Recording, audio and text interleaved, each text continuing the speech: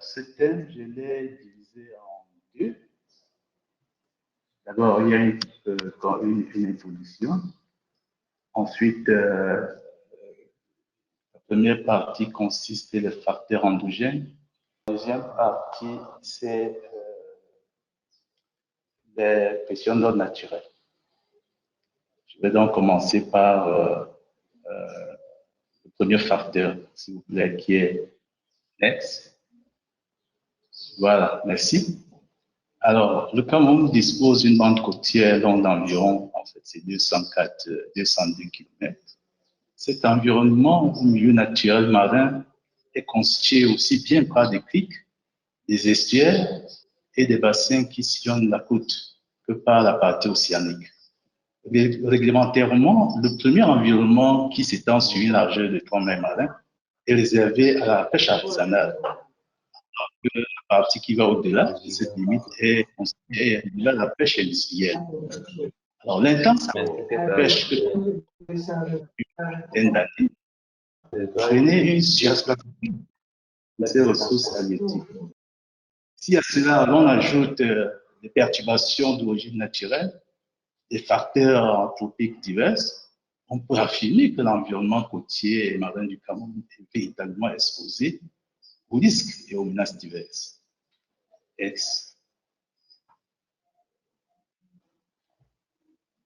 Alors, pour expliquer donc cette pression sur les ressources halieutiques, nous avons identifié d'abord le facteur anthropique. Alors, vous savez, l'homme par son action peut agir sur les ressources halieutiques soit négativement, soit positivement. Alors, négativement, lorsqu'il prélève des quantités de produits supérieures au potentiel des milieux, et positivement, il respecte un certain nombre de normes par rapport à la rationalisation de son exploitation. À l'observation, nous n'avons pas beaucoup de statistiques, mais à l'observation, le milieu aquatique du Cameroun, pour l'heure, fait malheureusement l'objet d'une très grande pression pour des raisons socio-économiques diverses que nous verrons dans la suite de cette présentation. Next. Alors, toujours dans les facteurs anthropiques, je vais expliquer, cette pression se manifeste par plusieurs axes que nous aurons exposés, à savoir l'augmentation de l'effort de pêche. Alors, c'est un véritable problème. Quand nous prenons l'exemple au niveau de la pêche artisanale, au centre d'une étude qui a été faite entre 2012, entre 2006 et 2016, indique les pêcheurs, les pirogues opérationnelles sont passés de 54 unités à 102 en 2020. Vous comprenez que ça a pratiquement doublé et ça fait également une pression. C'est la même chose au niveau de la pêche industrielle.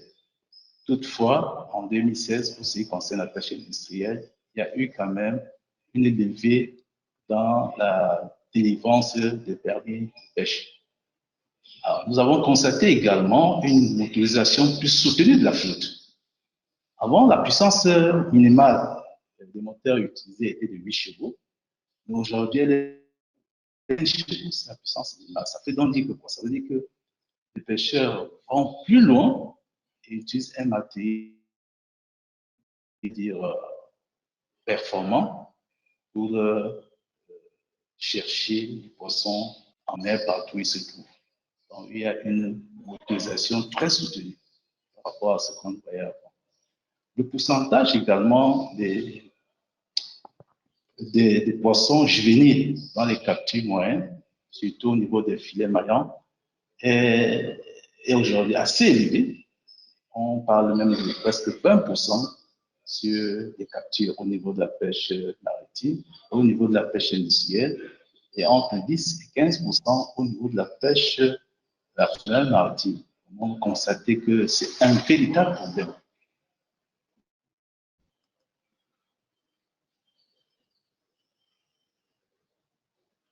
Next. Alors, nous avons également utilisé l'utilisation des maillages de plus en plus réduits. La réglementation en vigueur a fixé des normes, notamment sur l'arrêté ministériel du 1er août hein, a spécifié des normes par rapport à l'utilisation des maillages.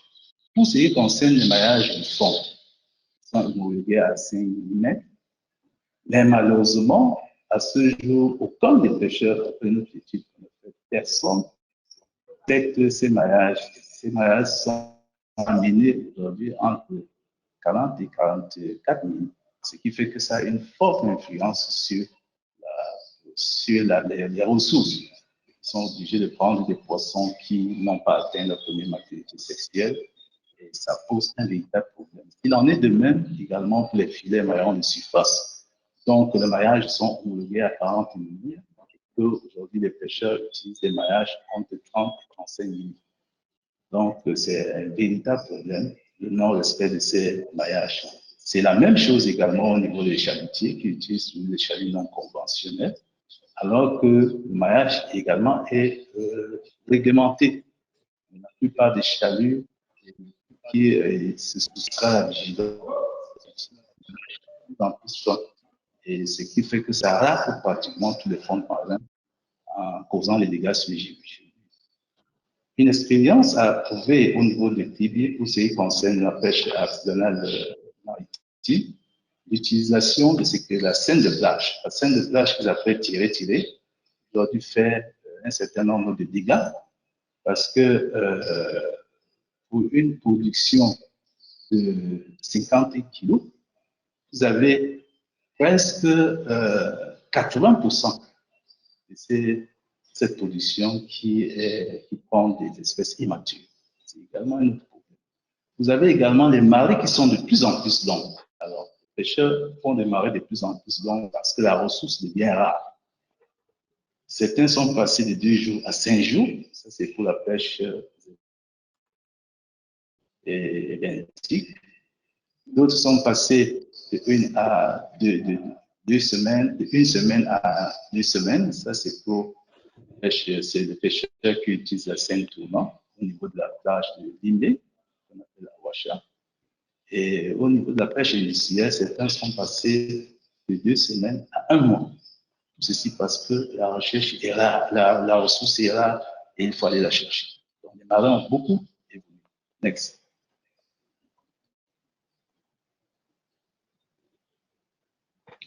Alors, vous avez également au niveau de ce que nous avons appelé les interactions entre la pêche industrielle. Alors, il se traduit par les disputes de certaines zones. Donc, ça, les zones réservées à la pêche artisanale maritime. Nous avons noté au niveau de la zone de Badangué, dans la région de la Seine-Maritime, et au niveau de la Lukungé, dans le département de l'Océan, une certaine dispute entre les pêcheurs artisans et puis les pêcheurs industriels, parce que c'est à ce niveau qu'on retrouve une forte concentration des ressources. Mais malheureusement, le problème de le respect des zones de pêche se pose avec acuité. Entre 2010 et 2017, nous avons enregistré 52 plaintes de pêcheurs qui ont vu leur matériel de leurs collègues de la pêche industrielle. Évidemment, c'est un problème, tout simplement parce qu'il faut courir derrière la ressource. Nous avons également le problème des espèces transfrontalières au niveau de la frontière Campo-Guinée, entre les pêcheurs camerounais et les pêcheurs guinéens, où en 2009, il y a eu une altercation qui s'est soldée par la mort d'un pêcheur. Tout ça à la recherche du poisson. Nous avons donc la destruction également des mangroves. Alors, on observe que presque toute la zone camerounaise est sujet à ce problème, mais si on peut relever quelques cas les plus saillants, c'est au niveau de la côte des mangroves de Youpé, qui ont subi et subissent une forte pression. Quelquefois, c'est pour des besoins en combustible. Il y a également à ce niveau la cause de la poussée démographique. Il y a ce qu'on appelle l'installation, l'habitat spontané. Et il y a également des activités industrielles. Ceci au mépris d'une partie de loi. Le Cameroun, quand même, a mis un certain nombre de mesures à la protection de ces mangroves. Mais malheureusement, on constate toujours qu'il y a personnes qui essaient de transcender ces mesures. Next.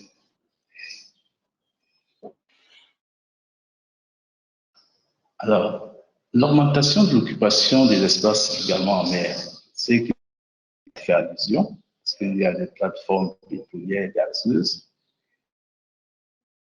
des problèmes de sécurité, une grande zone qui est réservée à la sécurité de ces plateformes et que les pêcheurs se retrouvent un peu à l'étroit. Ils sont obligés aujourd'hui d'effectuer de très très longues distances en mer pour chercher du poisson. Ça également, c'est des problèmes. Nous avons également le trafic de plus en plus dense avec l'ouverture de l'activité du port. Nous avons le port de Douala, notamment le port de Tibi. Ça également, c'est des facteurs que nous trouvons. Nous avons les diverses pollutions des eaux et des berges. Ceux qui m'ont précédé ont largement parlé de ces pollutions. Mais je voulais m'appesantir sur une pollution qui monte depuis presque 2005 ans aujourd'hui. C'est aux emballages plastiques.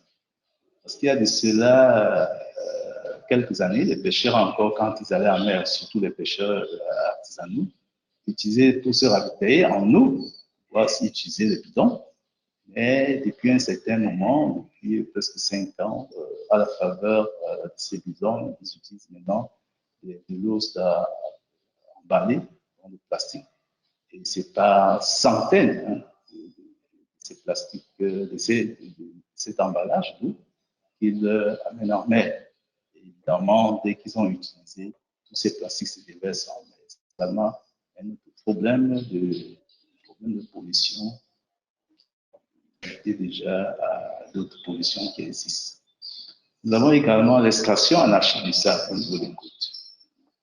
Alors, la rareté du poisson a entraîné limiter certains pêcheurs et d'autres activités, notamment l'extraction du sable. C'est très, très visible au niveau de Kribi, où un certain nombre de plages, notamment les plages d'Angoye, les plages de Wani, sont envahies par ceux qui étaient déjà également pêcheurs qui se sont convertis. Parce que la pêche n'est plus très, très positive pour eux. Donc, ils se sont en activité d'extraction de sable. Et également, c'est une conséquence de la diminution des captures. Également non contrôlée sur l'emprise maritime. Et aujourd'hui, c'est une ville où les gens estiment que le mieux vivre, c'est se bâtir à côté, en bordure de mer. Et il y a donc un certain nombre de règles de construction qui sont violées. Et c'est pratiquement l'emprise maritime qui est ainsi entamée. Alors, quand on voit les répercussions de tous ces facteurs sur l'environnement sont néfastes, lorsque les conditions naturelles deviennent encore défavorables. Donc, déjà à côté des facteurs anthropiques, si les conditions naturelles deviennent encore défavorables, il va sans dire que le problème au niveau des ressources. C'est ce que nous allons voir au niveau. Next. Alors, le facteur d'origine naturelle, je pense qu'également certains panélistes qui m'ont précédé l'ont suffisamment évoqué. Elles sont de plusieurs ordres. Déjà, les perturbations climatiques. Les perturbations climatiques, il faut le dire, qui par moments perturbent également le calendrier des pêcheurs par rapport à leur sortie en mer. Ça fait également des problèmes. Nous avons la diminution d'intensité des courants marins de fond. Ça s'est remarqué beaucoup plus au niveau des zones de Bimé, avec de moins en moins de courants marins de fond.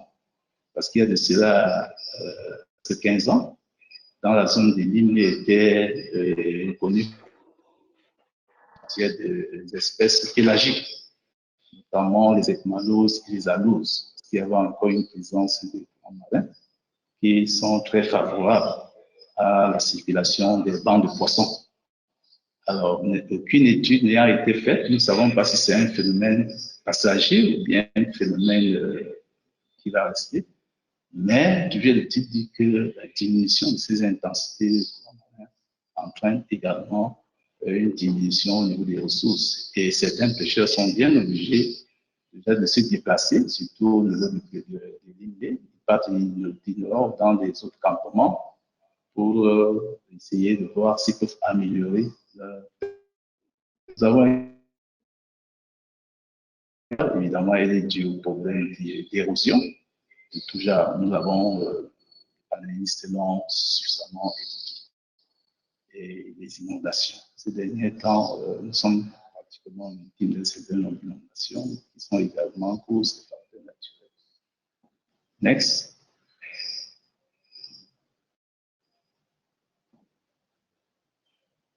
Alors, qu'est-ce que nous pouvons dire en guise de conclusion? Nous pouvons dire que Cameroun fait face en ce moment à une très forte pression sur ses ressources halieutiques, dont le volume est estimé aujourd'hui à 190 205,1 tonnes, une tonne. Donc, c'est pas, ça n'a pas beaucoup évolué. L'intense activité de la pêche auquel se